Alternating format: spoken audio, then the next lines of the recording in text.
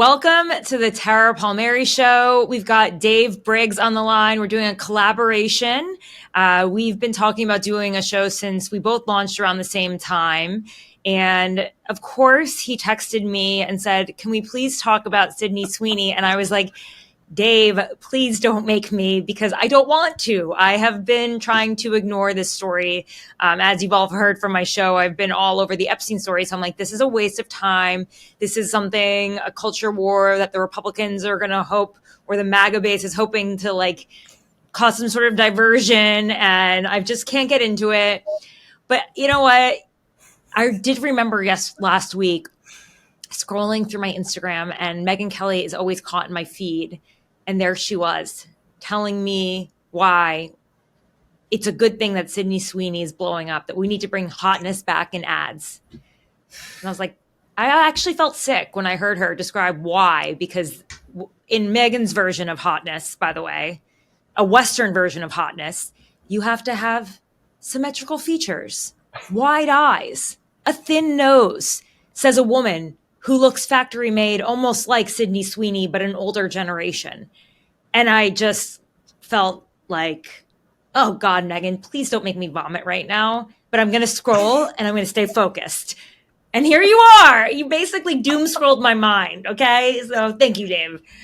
Well, it's good to be on. I love your show. I'm actually less inclined to talk about it now that it became a Trump story and something dividing the country. I was actually into it as a distraction from the round the clock, nonstop Trump talk. And now, of course, like everything else, gravity has pulled the Sydney Sweeney story. But you mentioned Megyn Kelly, and I'm glad you did, because I'm old enough to remember a month ago when she was ripping on Sydney Sweeney for getting invited to Jeff Bezos and Lauren Sanchez's wedding, presumably because of her big boobs. She said she's the new toast of the town out there because she's got these enormous breasts that everybody's obsessed with. And then she went on to say, how does she wind up there at the wedding? So how times have changed in that month. But look, the story swept up President Trump for obvious reasons. He found out today that she is a registered Republican since 2024 in Florida. He did not know who Sydney Sweeney was over the weekend when asked about this ad by Rob Finnerty of Newsmax. He went straight to the Dylan Mulvaney Bud Light ad. And he even said on camera to the press corps, if she's a registered Republican, then I think her ad is fantastic. And then he went on Truth Social. I don't know if you've seen the post. Yeah. I'm not surprised. I'm not surprised that he doesn't know who she is, because Donald Trump lives in another world. He likes cats and like Phantom of the Opera. And he's an old guy. He's 80 years old. And Sydney Sweeney is not exactly some sort of acting legend. Like I understand why he would know who Taylor Swift is. She's a billionaire who is she's been a sensation. She's been around forever. But Sydney Sweeney, she's only really come into cultural relevance since this like chick flick summer film came out a few years ago that I don't even know the name of.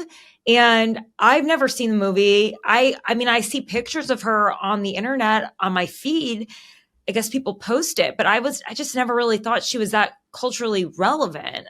Oh, she's been culturally relevant for a while now. She really exploded with Euphoria a few years back. And then she did White Lotus in 2021. That is I forgot that was her in White Lotus. Yeah, and that's a cultural touch point right there. And then the movie you're talking about, I think, is called Anyone But You, with the equally gorgeous Glenn Powell. And it was one of the worst movies I've ever seen. My family hates it. I say this. It was Mentos commercial bad, that I felt bad for both of them for having to repeat these awful lines. But she is a bankable star, second to only Ryan Reynolds. I mean, she sold out bathwater. Is that right? Okay, here I am. A couple of weeks ago. Yeah, she could sell anything, certainly jeans. I'm just such a political nerd. And like when I get into a story, like the Epstein story, I'm back on it. I'm just not in it. I haven't seen Euphoria. I haven't seen this show, this movie that you're talking about with, I don't even know the name of the actor that you mentioned. God, I'm really revealing myself. But yeah, I was not aware that she was that big of a deal. And I remember now that she was in White Lotus, but she wasn't one of the characters that like really gripped me from White Lotus season 1. People who are hot in Hollywood, I'm not one to like sit around and watch a lot of movies, and I'm not as into that cultural stuff. Like I spent the weekend reading books, which is kind of corny, but but I do also like series. I'm not going to say I'm like that elevated. I watched all of White Lotus. I just finished Sirens. I like these TV shows. So I'm not pretending like, oh, I'm so elevated, blah, blah, blah, blah. Just for some reason, this genre like has not gripped me, the Sydney Sweeney genre that is so hot right now.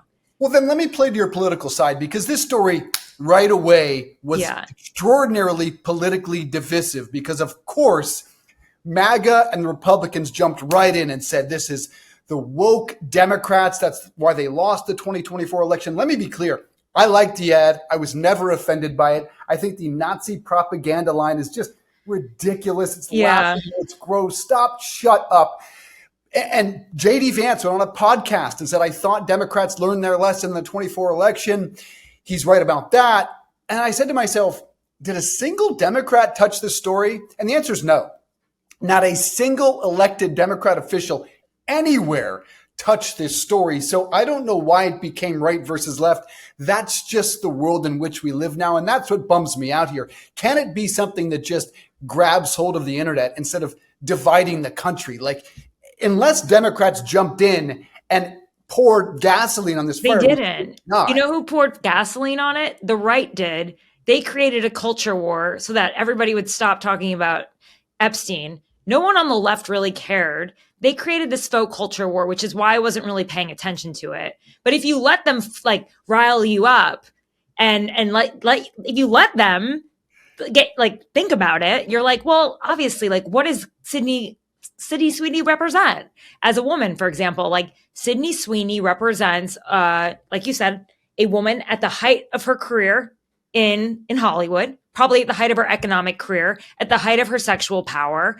And what did she represent in society? I mean, she represents someone, what some would say, especially on the right, is when a woman is most valuable and what she is most valued for, what she looks like, rather than like what she can offer in terms of her, say, intellect or her power in a position in the boardroom or at a job. Like this is the most basic version of a woman. Is she is a blonde bombshell and she is an American eagle in blue jeans, Americana, patriotism, staring back at you with this cool gaze. You know, she's just a woman who's unperturbed and she's got no needs and she's just there and she's just a sexy bombshell from the past. She's not these new Dove commercials with women who are plus size and all different colors and talking about freedom and Me Too and feminism. So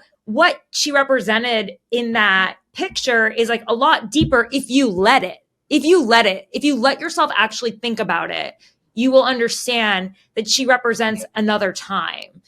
She represents a time when pinup models would be all over a bar. Like she represented a time when that was all that women were valued for. And really, frankly, like it hasn't been that long when you think about it since women started becoming able to vote. I mean, 1920s, it's been 100 years. I think she brings out a lot of angst and insecurity among women. And I think there's another subset of women who she kind of fits the mold of who they are and what they represent. So they're happy to have her around. So she really divides people. And she didn't ask for this. She's just hot. And she's doing exactly what she should be doing at this phase in her career, which is getting as many ads as she can and making as much money as she can, because in 10, 15, 20 years, it's going to be a lot harder, sadly. She's essentially Pam Anderson of today, if you remember Baywatch. I know you don't watch much TV. Maybe you're not old enough to remember. No, I was really young I was super young when Baywatch came out. So this is another thing. That's essentially what she is. And people that are saying she's being exploited, no. Sydney Sweeney knows absolutely she's doing here. But there are millions of women that are celebrating her and this ad. Scroll through TikTok or X or Instagram. Women are now posing, doing selfies at American Eagle in front of her ad. So there are women everywhere supporting her. And if you look at what happened in 2024. Listen, I'm sure most women are. It's when people like Megyn Kelly take it to another level. And that's why I mean, like the right wing instigators are literally throwing like bricks on the flame. Like, they want you to get upset about this story. They want to provoke the libs. I really do think they want to. That's what they're trying to do. But here's my question for you. Because I wasn't provoked by it when I saw it. I was just like, whatever. But because you follow politics so closely, the one critique I would have of Democrats is that, look, Elizabeth Warren was on CNBC this morning and Trump was yelling at her on Truth Social. You know what she should have done? She should have showed up in a pair of American Eagle jeans. That would have been fucking brilliant. Listen, some woman in the Democrat Party should stand up and celebrate the ad. And they lose the issue. But why do we have to celebrate? Because this is what happened with transgender, the sports issue. This is an easy one, Democrats. Stand up and say, I don't want boys to compete against my girls. This is an easy one. Don't lose these stupid cultural issues. Don't give them away. Stand up for American Eagle's right to free speech. They didn't apologize. American Eagle has a right to free speech, but like, let's also be honest about this, Dave. When American Eagle did this, they actually kind of pulled something out of like Abercrombie's old playbook. And I remember when I was like in high school, I was American Eagle and Abercrombie, and American Eagle was the cheaper one, and everybody wanted to wear Abercrombie, and Abercrombie would drive people crazy because all the models were white, and to work in the store, you had to be gorgeous, and they discriminated against even just hiring people that worked in the store, right? So that was the controversy around Abercrombie at the time. American Eagle was not as cool, whatever. They're basically just like tearing a sheet out of the playbook from Abercrombie. They knew exactly what they were doing when they put out this ad. They knew for a fact that it would cause some backlash, and it's great press. Their stock has gone up for them. They're being in the conversation. I haven't talked about American Eagle. I don't even know. I don't know anyone who wears American Eagle, and yet here we are talking about it. They are getting free press as we speak, so we should probably wrap it up soon. But this was all designed. This was all designed by these marketing execs who probably, by the way, did market research that said that the only people who might be triggered by this were never going to buy American Eagle to begin with. And now there's a whole new audience that thinks American Eagle is patriotic.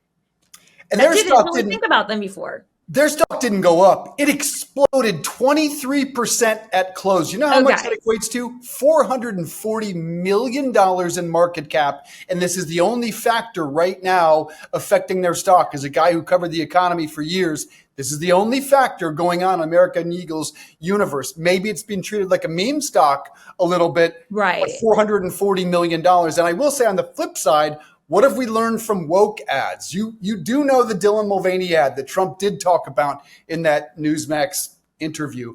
It destroyed the brand. The number one beer in the world will never retake that position because of one ad, the Jaguar ad, the car company that Trump also name-checked on Truth Social. It was weird. I don't know if you've seen it. I think you just have to know your audience before you do that. And I think American Eagle made a bet. They took a calculated risk. They knew that their audience was, suburban white kids or whatever. They knew exactly, this is like good market research before you put an ad out. When you spend that much money on an ad campaign, you put it, I know exactly where it is in Soho. I used to live near there. That's the most expensive piece of real estate for an ad, besides maybe the Calvin Klein ad across the street. They made a very calculated risk when they did this, and it paid off. And so great for you, American Eagle. And we're talking about it now. And Sydney Sweeney is going to make even more money, and she's going to be even in more, she probably wasn't even thinking this was going to happen. She was probably not even, maybe her manager or somebody was saying, is this a good idea? But then they probably decided, who cares? She's America's sweetheart. She looks like Americana. This is what, there's half of America is going to love you. Half of America's going to love you, half of America's going to hate you. And that was always going to be the case with her. And it's kind of the case with a lot of people. We're in such a divisive place right now in our country that it takes energy to not care about things because they so desperately want you to care about things. They want you to care. I do hope that American companies learn something from this episode, though, that the woke marketing certainly does not work. The Jaguar CEO is now out. Bud Light will never come back. Okay, but those were probably more male-dominated ads. Those were more male-dominated consumer bases. So that's probably why it didn't work. But I would probably argue that those Dove ads that showed women of all different shapes and colors were probably more appreciated by women. Different psychology, different consumer base. And you still, with a lot of female products, you're still seeing more diversity. And I think for women, they appreciate that. So It depends on who your consumer is. Know Did who you you're hate this effing ad? with. I feel like you hated this ad. Well, I don't care, but the more, Is that you know like, what I hated more hearing from Megyn Kelly, we need to bring hotness back, and this is what hotness looks like. Megyn That's what I Kelly did a hated. whole segment on how Republicans have brought hot back. She been to a Trump rally? Yeah, I know. Holy crap. Look, I'm not saying either party has beauty locked down, but have you been to a Trump rally? I don't like, That's all it's I'm such asking Megyn Kelly. first of all, like, beauty is so, I don't even want to Beauty's talk. bipartisan. Can we agree? No, I don't think it is. I think beauty, everybody has different standards for beauty and what they think is beautiful. And I don't I'm agreeing with you there. Yeah, I don't even want to talk about people being valued just by how they look, because I mean, it just irks me in general. And I just think that's where they want us to spend our time. And I'll have it's two so questions surface. as we move forward. I felt like this was all about trying to stoke rage and get people upset and make liberals seem more upset than they were. The Democrats didn't take the bait. There was perceived anger. For me, my only annoyance was over the idea that they were trying to create faux outrage and rage over it. Yes, it's like, but Democrats need to learn how to play dirty. They never learn how to play what would dirty. they do? Just say, like, they would just say, "Oh, we love this ad. It's great." They should step in and, like I said, wear on Capitol Hill a pair of American Eagle jeans, and the controversy's over. Look, if Democrats don't learn how to play the culture, but there was no Democrats fighting be back in the White House. Who was the Democrat fighting? Yeah, okay. I was watching an ABC package, okay, about this, like just one of their basic ABC news packages that goes out to all the networks. Right. And you're looking at, like, who are the people that are fighting against this ad? And there was one, like, professor of history, I guess, someone that was very kind of random, and she was talking about the period of time of eugenics and when it was a really big issue in America, and there was a constant talk about eugenics from 1900 to 1940s, and I thought that was a relevant point. But following that that point that was made, there was no member of Congress, there was no leader, there was no outrage. In fact, like, the rest of the package was just people being like, she looks hot. Like, that's it. Right, but don't you think Democrats need to learn how to play the culture war? No one has ever played it better than Donald Trump. Nobody ever will. And if they don't learn how to, it will be an issue in 2028 without a doubt. This is a concrete example.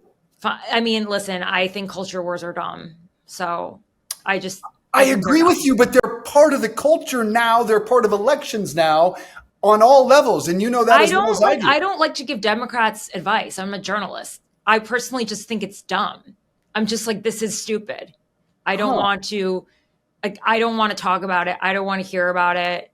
And I'm sure they're probably looking at whatever data they get every day, and they're probably like, this is stupid. No matter how you want to like wrestle with pigs, you're going to get dirty. And in this case, they were being goaded. They're like, come on in. Come on. Fight with us. Come on, fight with us. And they were just like, nah, not this one. Okay, which one? Because they sat out. This one specifically. They said, nah, we're not going in this one. Like, why are we going to go? We don't need to defend Sydney Sweeney, and we don't also need to address it. Because you're never going to defend American Eagle's right to free speech. What? And right to run. Look, I'll say this. It's like it's an ad. Who cares? I'll say this.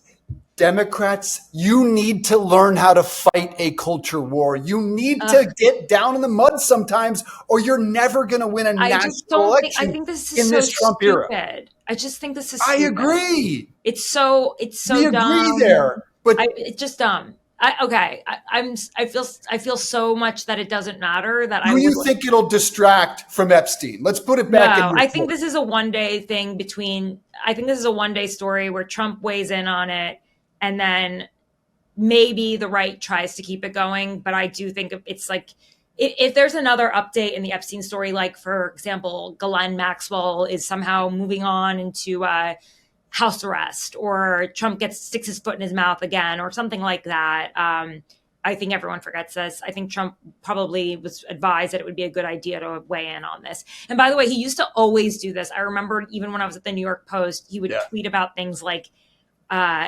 Kristen Stewart and Robert Pattinson and their breakup. And if there was like someone died, you would always call him for a quote. Like Trump loves to kind of jump in on these things. I mean, he said Taylor Swift wasn't hot. Nobody cared. It was like a 24-hour story. He jumps into everything. This is just like what he does. He piled on Taylor Swift today in the Truth Social about Sydney Sweeney that she's over and she's not hot. She only put together the most successful concert tour in the history of the planet. Yeah, and she's only been around for like, how many years has Taylor Swift been around for? Since she was 16 years old? And remains one of the 2 or 3 most influential people on the planet. Yeah. I'm curious to get your take on what was said over the weekend on the, oddly enough, Laura Trump show on Fox News. Charlemagne the God, who's one of the most influential radio hosts out there, millions of followers on Instagram and X and YouTube, does the Breakfast Club out there in LA. This guy is not some dummy, by the way, not some lightweight. He's extraordinarily, I would say brilliant. I mean, if you listen to him talk, this guy has intellect for days. And he weighs in with Laura Trump and says, I think there's a coup going on inside the Republican Party, that the Epstein files and how the Trump administration refuses to release them will allow traditional Republicans, traditional conservatives, I don't know who those are anymore. Maybe they're now John with the Democrats, I thought, right? He says I thought they were the Lincoln Project. Yeah. Well, I do think John Thune and a few others are traditional conservatives, but Charlemagne says he thinks this will allow traditional conservatives to take back the Republican Party. He's brilliant. I think he's absolutely wrong on this. I think eventually Trump just will wait this thing out. And I don't think the MAGA influencers who are furious about the Epstein files really care what traditional conservatives think. How do you think this plays out? I mean, it seems like if they're thinking that this is the one thing that will take down Trump. That's essentially what they're betting on, because these traditional conservatives, I'm sure, have been trying to kill him forever. Remember after the election, grab him after January 6th, they've been trying to do this forever. So they think he's vulnerable here, and they're not wrong. Question is, do these traditional conservatives have access to FBI files, DOJ files? They have access to leaks. Can they get the story going? Can they keep the story going? And can they, be perceived as not having a hand in it? Because it's got to seem like it's a coup from the inside. It can't seem like it's been orchestrated by the elites, because that's the whole MAGA. Like, that is MAGA. It can't be run by elites. It has to be run by the base. These are anti-establishment people. And I don't know. I think it's a bit of a conspiracy not conspiracy. I think it's wishful thinking maybe for him. Yes. I think MAGA's sort of, they're stepping away from the Epstein story. I think they're sort of I don't think they're as angry anymore. I mean, what's your thinking? I do think they are every bit as animated about the subject, but they too realize there's really nothing that can do here. Who can verify? We know that Trump was all over the Epstein files, that he was on the plane 7 or 8 times, according to the grand jury testimony. But they have to be suspicious of the fact that his former personal attorney, the deputy attorney general, goes down there, talks to Ghislaine Maxwell, apparently finds out what she knows about Trump, and then she gets a minimum security facility in Texas. Clearly a quid pro quo, but ultimately what can force the files to be removed, or whom? Nothing and no one. And eventually Trump can wait this one out, because Ghislaine Maxwell, to my knowledge, is the only one who can confirm what Trump may have done with underage girls. Like, we need... Ghislaine Maxwell is the only person who can confirm it. I mean, you could also talk to the victims. Well, there are victims out there that know the answer. Yeah, you could also talk to victims. You could also talk to the witnesses. There were a lot of people that were, this was a full operation. You needed drivers. You needed wait staff. You needed a chef. You needed a pilot. You had landscapers. You had so many people around. Plus, you had other men that were on the island at the same time. You have so much evidence. Plus, not to mention the fact that there was surveillance all over these properties. Everywhere. And he used the surveillance to try to, blackmail people. So the idea that the only person who can unlock the key to this Epstein mystery is Ghislaine Maxwell is false. That is false. That's the only person who can exonerate Trump is probably Ghislaine Maxwell, in his mind, at least. she's the only one that can be compelled to testify because she is under control of the United States government and will be for another, I believe, 20 years. But ultimately, we know she's never going to testify and talk about Trump because he's clearly dangling a pardon because he won't really step into that. So three people I'd like to hear from. Alex Acosta, what does he know? I'm pretty sure he knows far too much. What about Bill Barr? How has no one tracked down Bill Barr, who was the AG and who didn't like the circumstances surrounding what happened at the prison when Epstein committed suicide? I'd love to hear from him, but what we really need in the press corps. There aren't just them. There's a ton of people. Like, I'm sure Comey's daughter, Maureen Comey, she probably knows a lot more about it because she worked intimately on the case. Remember, even in the 2009 case, they put together a huge investigation into him. The 2008 case, the Sweetheart deal, it was a huge investigation. They recommended 60 federal charges, and it went down to 0. This has been investigated like every which way. There are so many people that know, and you have to, and all those redactions in the FBI's vault, those are redactions that men fought for. They fought to have their names redacted from those documents. Wouldn't you like rich and powerful men? Yes, namely Bill Clinton. I would like CNN. Not just Bill Clinton, a lot of others, believe me. Not just Bill Clinton. My frustration with the current cable news atmosphere, and we know Fox News is going to stay away from the story for the most part, but the MSNBCs and the CNNs should be asking every bit as many questions about Prince Andrew, about Bill Clinton, as they are about President Trump. And there are a lot more people than those three. That's the other thing. Sure. No question about that. This was probably one of the largest sex trafficking operations of our time. This is not that hard. There are so many moving parts and people, and this is not like a case closed situation. A lot of people are going to bed sleeping a lot easier at night ever since Pam Bondi came out. You say it's not case closed. How does this story end to you? Because to me, the only way this gets released is if a Democrat wins the White House in 2028. I don't see any other way. The only way that the light of day. Okay, a Democrat wouldn't want this story out there either because it makes Democrats look really bad. Absolutely, but they're under pressure as well, and they couldn't come around if they took control and say, "Oh, we can't release them either." I mean, it makes almost like I think it would make the entire party look really bad. Really bad. Do tell. It goes beyond Clinton. Are you joking? Like there were so many men involved in this. In the Democrat Party. A lot of the people that Epstein spent time with, most of them were Democrats. Yes, he spent a lot of time with Democrats. If you look at Virginia Giuffre's files, I mean, she talks about being with politicians. I mean, she has openly, in her testimony, deposed, she said that under oath. I mean, this is not something, this is a big story. This isn't like, oh, Bill Clinton and Prince Andrew and Trump all hung out on an island together. I mean, Jess Stanley, the head of Chase Bank, was involved. Like, this is big. This is like the powers that be. I mean, this would have huge implications if everyone actually saw all of the files. I'm actually shocked at how few victims we've heard from. For anyone that hasn't taken their time. I don't think so at all. I'm not shocked. Having worked with them, I know exactly why not. They're terrified.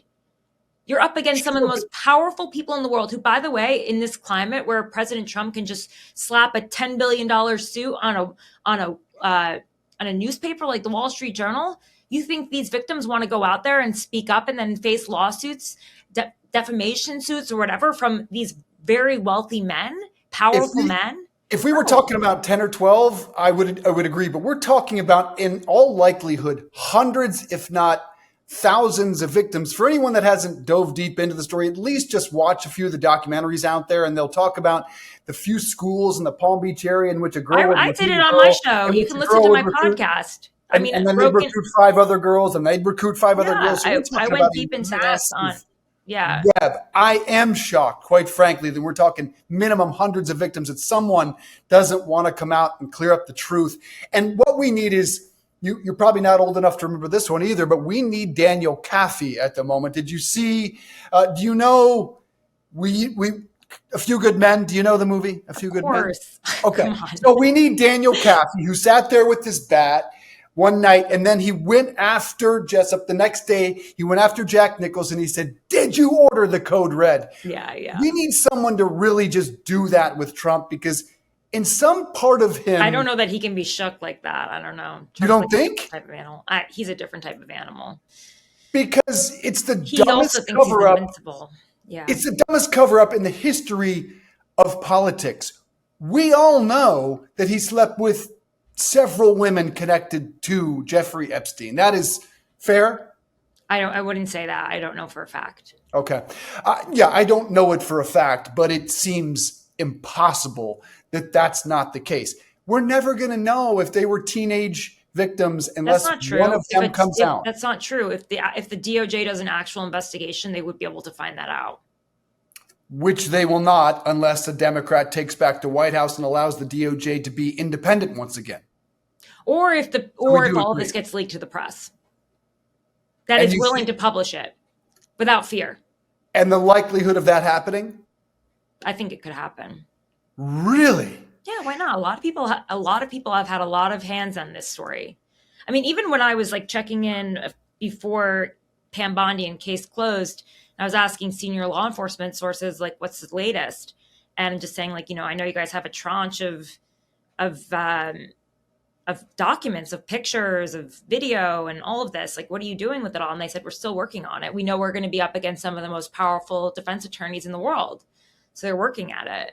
But it's a very politically fraught story. You're dealing with really wealthy people. I don't know if they were just telling me that to placate me as I kept asking, but this covers so many different sectors, and it covers so many different people who are very highly connected. And if they are going to prosecute and bring anyone else forward, it's going to be difficult. And, prosecutors don't like to take cases that they can't win. It's political always. And, and then case closed, and I reached out and I was like, what's this all about? And they said they were furious that they had to hand over they had to hand over the documents to Bondi. And I don't know, is it dead? Probably. I mean, I do think that the only thing that keeps it alive is public outrage and continuing reporting, breaking news, breaking ground. And if people do want a primer, they don't have to go to the documentaries. You can go to my podcast, Broken, Jeffrey Epstein. Did another one on Ghislaine Maxwell, Power the Maxwells. And I was in one of the docs on Netflix, the rich one. But I do think like this was a very sophisticated operation that required a lot of players, and the victims have the answers. And if they really wanted to, they could. But I don't know that there's the appetite for this story. Yeah, I just would not bet on any of this ever seeing the light of day. And maybe Dan Bongino decides to be that guy, because maybe he can escape and make more money because the MAGA base would actually reward him for that honesty. Yeah, he could end up being a star for that. He could leave a whistleblower and blow it all up. What does he care? He's the new establishment, right? Burn down the Democratic establishment, burn down any Trump ties, and really like anyone who wants to be the future of the MAGA party or the Republican Party, and they have access to that, they could use it to their advantage as a way to like torch. It's a risky move. If you're going to go for the king, you better not miss, right? Yeah. But it would be a way to take down not only the Republican Party, but also to take down the Democratic Party too, probably. But how many people have we seen leave the Trump orbit under those circumstances and rise to relevance? I can't think of a single one. You could argue Anthony Scaramucci, my good friend, but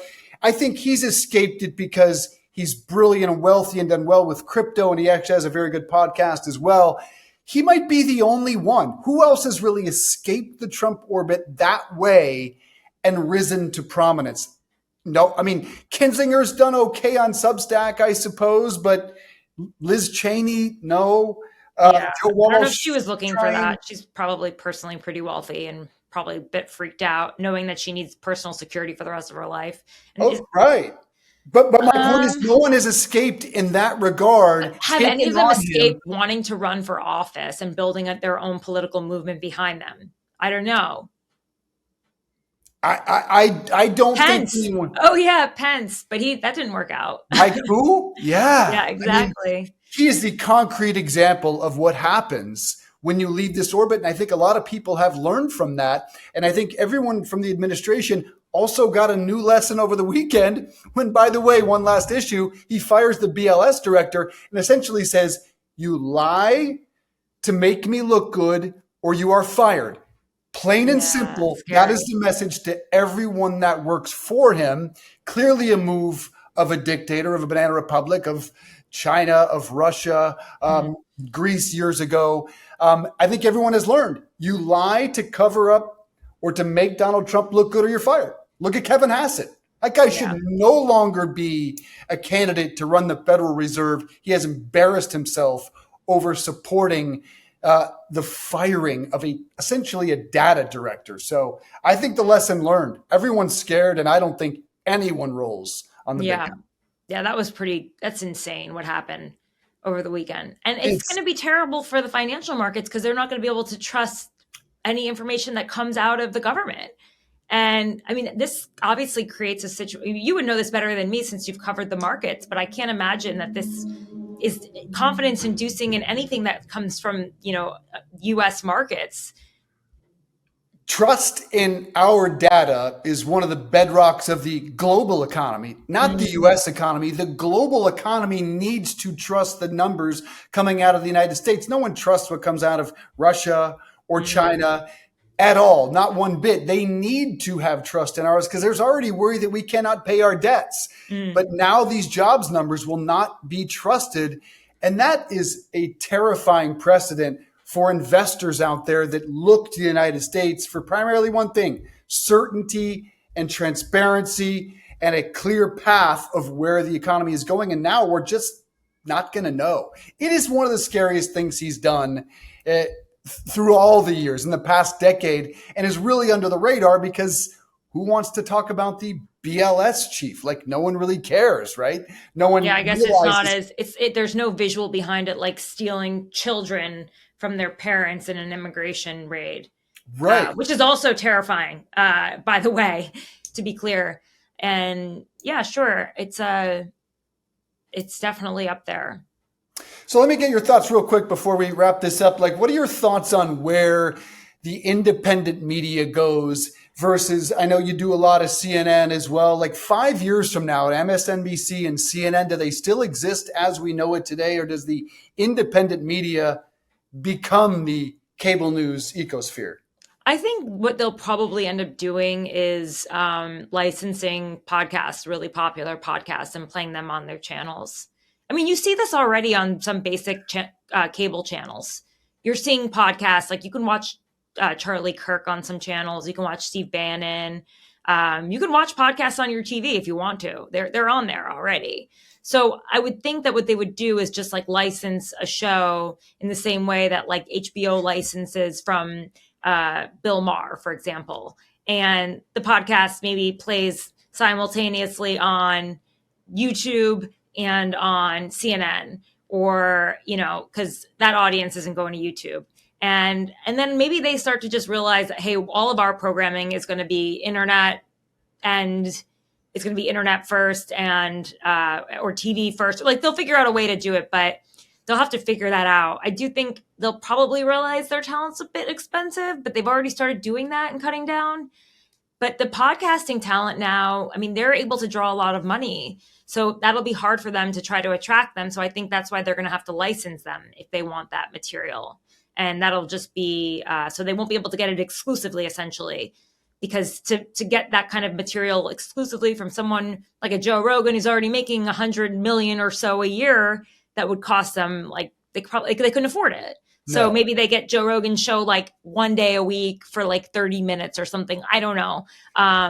It's I don't know because I'm not an executive, a cable news executive, but I have talked to people who are like, this is what they think the future will be. And they've even said, asked, I wouldn't do it now because I think whatever channel I would go on wouldn't be like the type of channel I'd want to go on, because you could just put your show on TV right now if you wanted to. But Yeah, I actually floated in a recent interview that I thought CNN should pick up your podcast and just run it. I think they should do that with Michael Smerconish and put his radio show on in the morning, because it's informative, it's entertaining, it's really smart and thoughtful. And that's, if you know who Pat McAfee is, I think the biggest star, at least in sports media, maybe the most talented person in media today. It's what's going on with ESPN and him. Like, he still owns his show. He basically just licenses it back to ESPN, and just a massive financial arrangement. And didn't they fire him? Isn't that the story behind it? Pat McAfee? Yeah. Oh no. He is one of two people that is keeping that network where they are. I thought at one point they fired him, so he left, created his own thing, and then they had to rehire him again. Oh, so you're talking way before that. I'm not aware of. Now, I could be wrong, but I thought that was what happened. Someone said that to me. But yeah, no, I think you're right. I just think there's like, it's hard to bring this sort of authenticity you're going to get from a podcast, which feels a little bit more unscripted. There's no producers in our ear or whatever on television, especially in the format that so many of the news anchors and the talent have been like groomed to be in, because this is what they have been taught. And so it's going to be hard to break that mold to begin with. And, there's this veneer, there's this polish, and actually the audience that is watching them right now expects that from them. So you're really going to have to introduce like new characters, I think, and a new format to really change that, because, the news anchor is not going to be there anymore. Like, it's just not, I think, and frankly, like, one of my girlfriends goes to me, she was like, Tara, you could be the next Diane Sawyer. I'm like, I don't want to be, though. That's not who, I don't think she exists anymore. And that's not who I would want to be, because if I was looking into 20 years from now, like, I got to think outside of what even exists right now. But that's not who I see as even not the future of news, but even the present. I don't have any friends that watch network or cable, really. I mean, some of my friends watch cable because they work in politics and it's on all day long, but it's just not. Do you watch cable news? Not really, honestly. I mean, I watch it sometimes, but like when there's breaking news, I turn it on, and that's pretty much it. I watch smatterings of it. Obviously, I watch Smerconish on the weekend mornings. Yeah, you have a person you like. I turn on a few minutes here or there during the day to see how a story is being spun, not to really learn anything, just to see how the three networks are spinning different things. It's kind of an amusing game as I do some things for Mediaite. I think you and a decent looking older man should do kind of a daily show that spreads out, touches on politics, a little pop culture. You loved Sydney Sweeney today. I think your friend is right in that you could expand this into a like daily news program that covers a lot of bases. I loved that. I hated it so much. I didn't want to care. That's the thing with me. I like go through my life trying not to care about these things. Whereas a lot of other podcast hosts, they use that fuel to report on it. But I'm like, I feel like I only have so much, and I actually care about things. So I'm not just like making it up like JD Vance in a room with Vladimir Zelensky, and he's like, let's just blow him up, all right? This is the moment. This is the cue.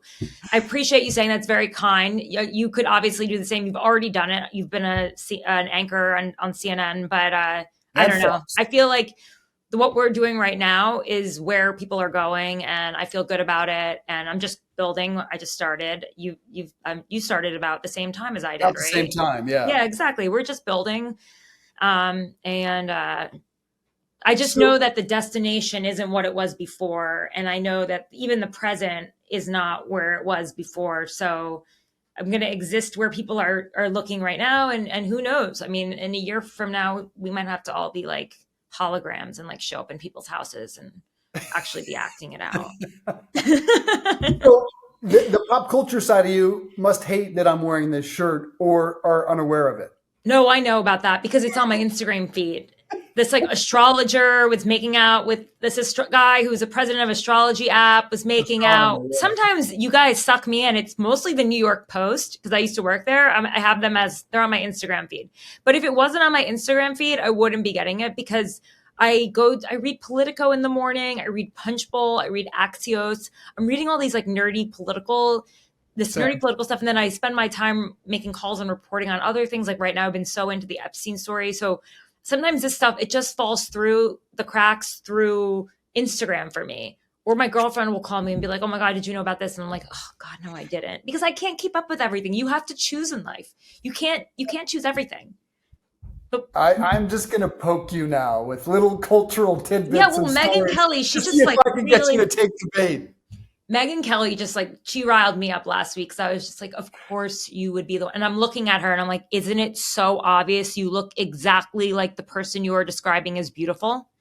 Wide eyes, a thin nose. But she was like, just as a caveat, Whitney Houston was gorgeous. She had the exact same face. But like, yes, but that is a Western standard of beauty. What about Asians? What about anyone who doesn't fit into that standard that she has specifically said? It's just not fair. And not all Asians look the same and not all Westerners look the same. But it's very Eurocentric, that's for sure. I really struggle with Megyn Kelly, who was someone I respected incredibly from working with her at Fox. From when I left, she was so nice and went out of her way to say how talented she thought I was. And she was always nice and always gracious. I think she's as talented, as smart, as tough as any woman in any medium. But she stands for absolutely nothing. And she supports the man that attacked her very core.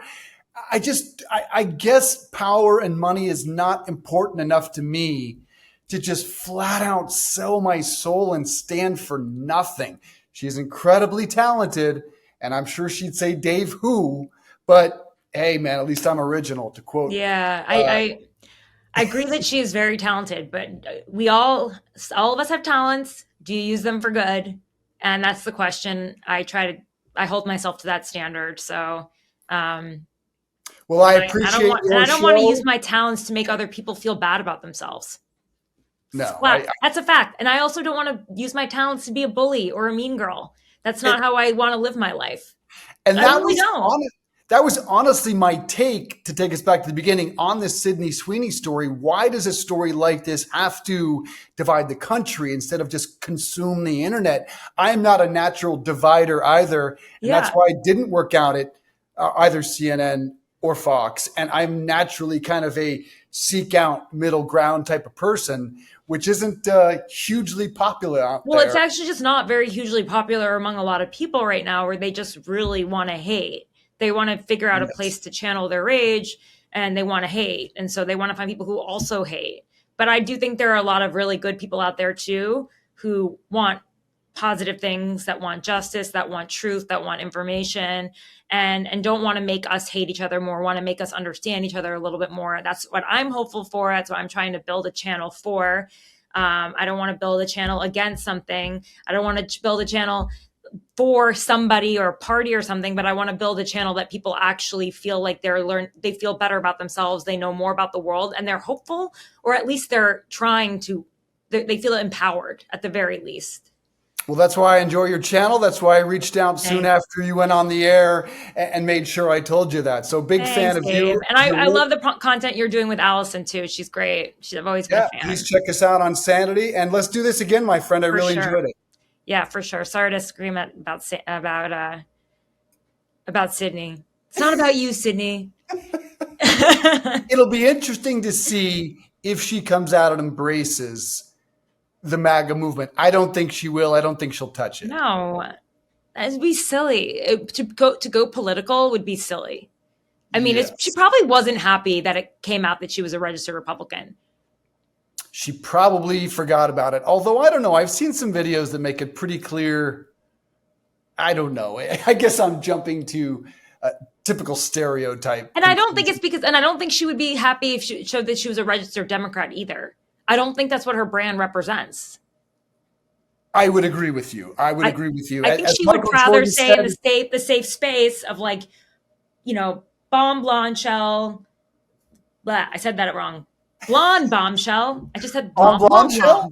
blonde. That'd be a Makes me cool rather shirt. stay in the safe space that she's in, which is representing hot, sexuality, cool, youth, energy, and not, oh, I don't like her anymore because she doesn't represent my values. I don't think she is a person who wants you to think too much about your values when you look at her. I think she wants you to be someone who just thinks she's hot and cool and dominating right now. And maybe you want to aspire to be her, and maybe seeing her makes you feel not so great about yourself. But I think at the end of the day, hopefully we've come to a place in our lives where like that, we all know that Sydney Sweeney's, they move throughout life just like the rest of us do. So everyone has their moment. Everyone's the it girl for a minute. And as Michael Jordan famously said, although no one has it on tape, Republicans buy sneakers too. So no one really wants to be viewed in that political spectrum. I think you need to talk a little more culture. I think it's in there.